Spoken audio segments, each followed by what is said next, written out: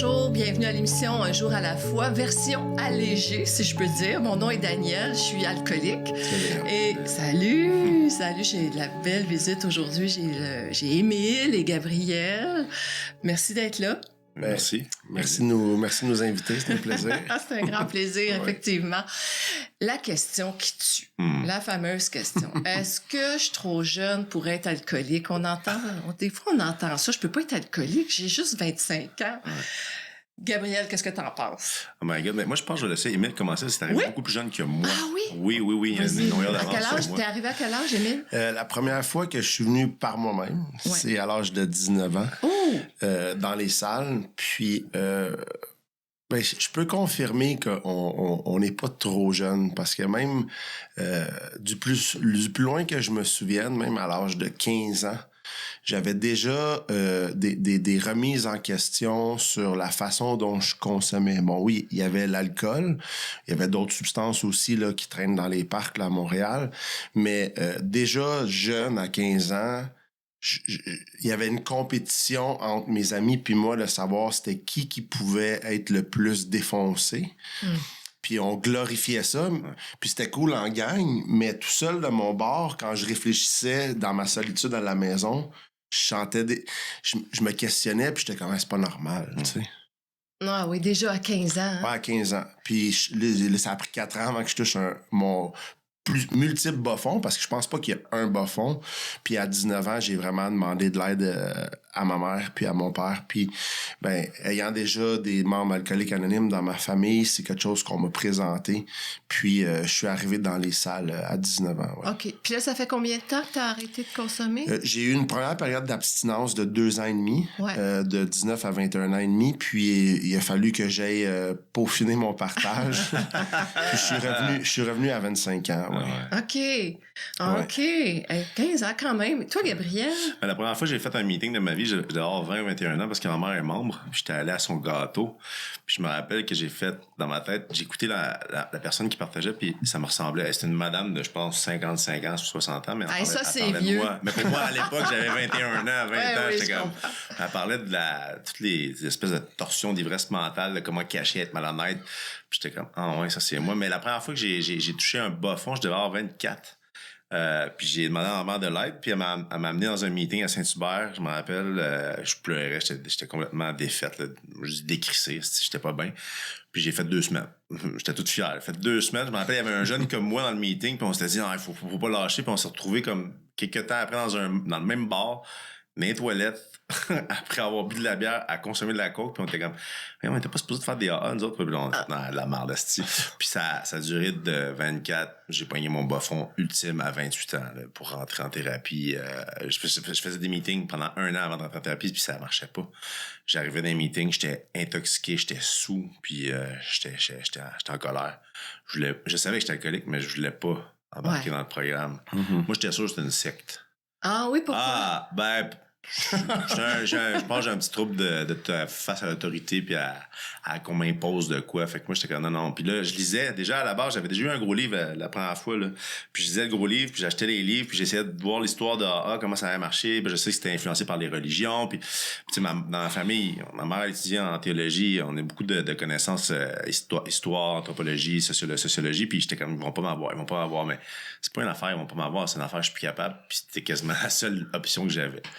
Fait que ça va prendre une thérapie, puis là après je vais accrocher. Okay. Après 4 rechutes en sortant de thérapie, j'ai eu 4 petites rechutes, puis 4 rechutes. OK.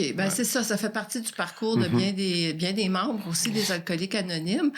Toi, comme Émile, est-ce que déjà avant l'âge de 21 ans, tu as eu des signes ou des doutes, des questionnements par rapport à ta consommation d'alcool? Non, je savais que j'avais un grave problème avec l'alcool puis surtout la cocaïne depuis que j'étais jeune. Ouais. Une première fois que j'ai touché à ça, c'était incontrôlable. C'était comme si j'ai jamais pris une bière ou un verre de... Tu sais, j'ai jamais siroté. Même encore, je bois mon café rapidement. Fait que tu veux dire juste une bière. Juste une, tu sais. J'ai toujours cherché... On s'en prend-tu juste un verre? Ouais. Je sais pas si c'est pour toi, mais moi, on est moi et Emile, on se connaît depuis nos débuts, puis là, on s'est rapprochés depuis 2 ans. On est 2 intenses, puis moi, intense dans le rétablissement, mais intense dans le construit. Fait que j'étais très intense dans les sports, dans tout. Puis comme il disait dans la compétition, tu sais, avec mes boys, là, on faisait des concours de binge drinking, de boire. Puis moi, j'étais fier, j'étais un des meilleurs. J'étais capable d'arriver à prendre une pinte, one shot, une pinte, là, une grosse pinte. Le gars était... Puis ça gonflait mon orgueil. Ouais, c'est la glorification, puis sentir je me valide au travers de la performance que j'ai, puis que je suis donc capable de consommer de façon excessive. Puis c'était comme, tu sais, comme qui c'est qui peut marquer le plus de buts au hockey ou au soccer, ben c'est qui c'est qui peut boire le plus de shots, qui c'est qui peut, tu sais, là, le fameux au Canada, là, d'un shooter par province, ou tu sais, des compétitions, ben oui.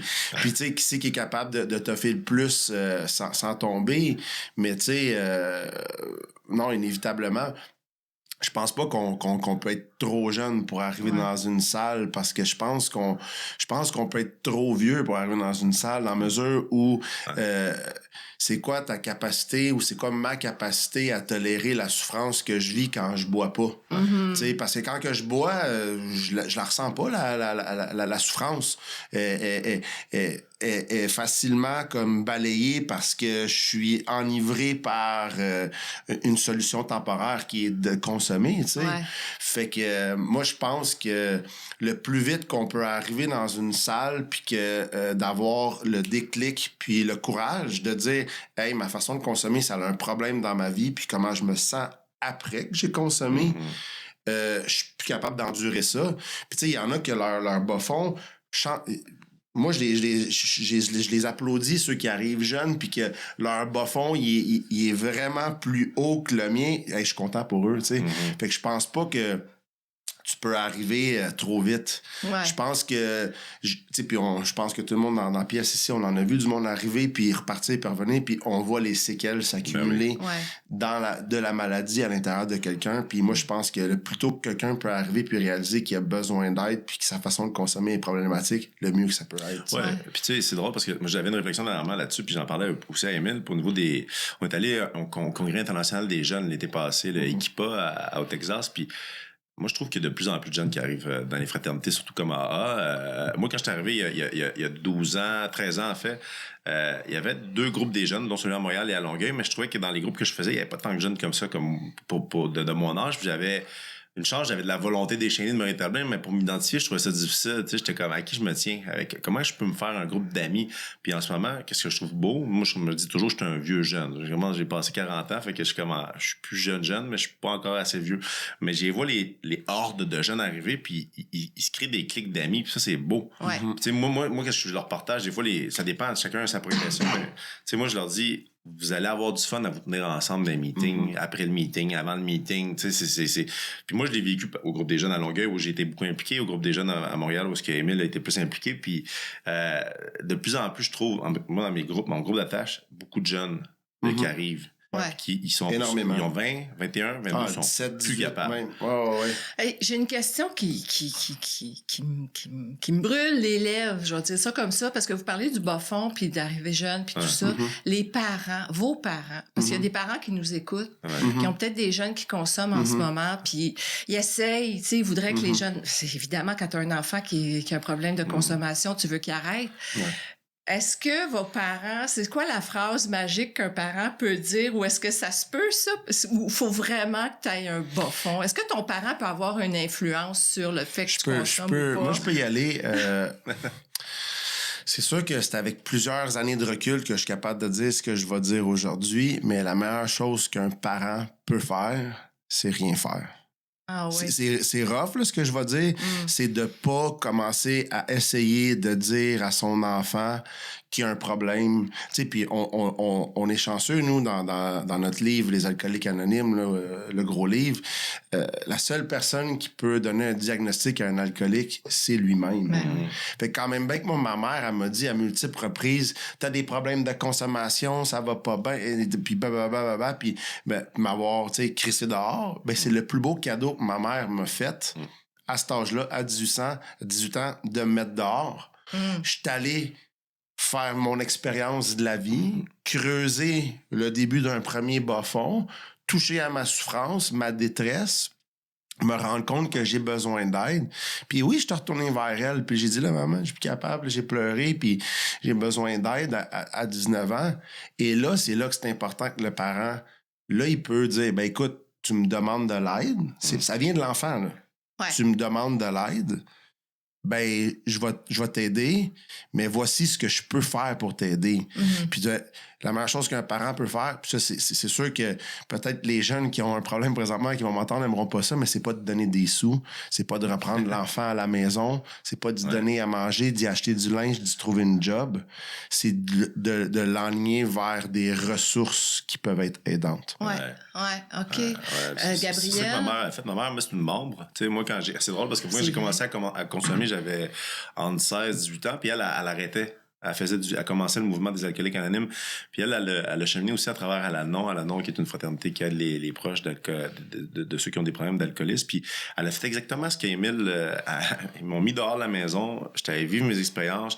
J'étais allé toucher mon bas-fond dans des voyages. Des fois, là, je partais en Amérique latine des mois, puis je ne donnais pas de nouvelles. Puis c'est ça. Puis là, j'étais comme... Moi, je consommais. Puis ma mère, elle priait. Elle parlait à son parrain. Elle avait un parrain à l'époque. Elle avait des amis, une garde rapprochée. Puis le parrain, il dit, il s'en vient. Il va arriver.